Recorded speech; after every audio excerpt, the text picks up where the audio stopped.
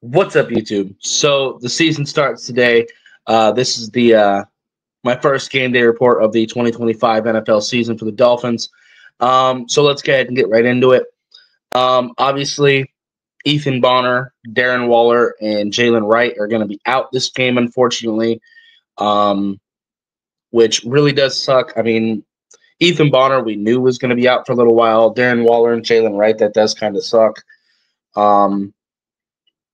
But, I mean, it is what it is. Devon Achane is going to go, though.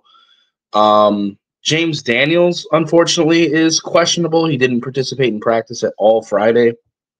Was limited Thursday. We haven't elevated any offensive linemen from the practice squad, so I'm hoping that means he's going to play. I don't really know. We did elevate defensive back Isaiah Johnson from the practice squad, and also kicker Riley Patterson, because, with Jason Sanders hurt, we currently did not have a kicker. So we did elevate him. D. Eskridge is also listed as questionable. He had limited participation in practice all week. I mean, it would kind of suck to not have him, but Malik Washington would probably just handle the kick and punt return duties. We could probably have Taj Washington do some of it too. But, I mean, I would like to have Eskridge out there just because I would rather him do the kick and punt return rather than Malik Washington, just to, kind of preserve Malik's health and use him more as a receiver.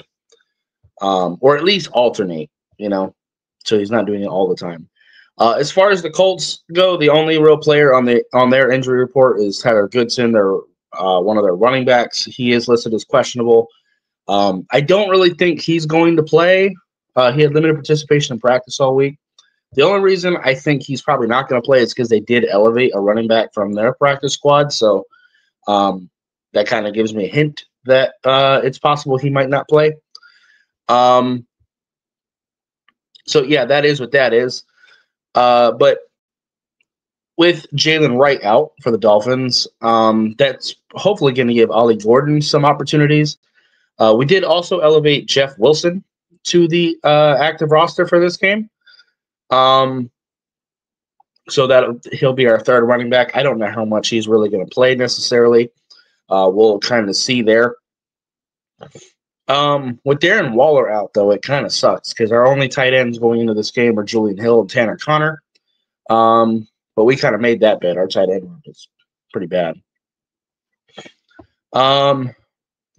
If James Daniels doesn't play, we're only going to be going into the game with 8 offensive linemen, and it looks like Keon Smith would probably start at right guard. We'll see there, though. Obviously, we knew the Ethan Bonner thing. It's going to definitely be a test. Against Downs and Pittman. At corner, Jack Jones, Storm Duck, Jason Marshall. It is going to be kind of rough. It's not the worst receiving core to play against, and obviously Daniel Jones isn't the most amazing quarterback in the world. But it is still going to answer some questions of how these DBs are going to hold up, at all. Hopefully we can really get after the passer because Daniel Jones does kind of panic under pressure a little bit. Between Chop, between Jalen Phillips, Chubb, Judon, hopefully even Sealer, hopefully we can really get after the passer and kind of give our corners some room to breathe. And obviously we're also going to have to look out for Daniel Jones's legs because that is something that you do have to deal with when you're playing against him. He is going to get some yards with his legs.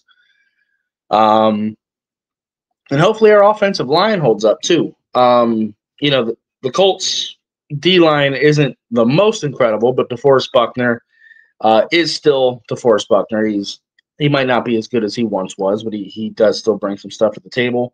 Kwity Paye, solid edge rusher. Leah Tulatu, decent edge rusher as well.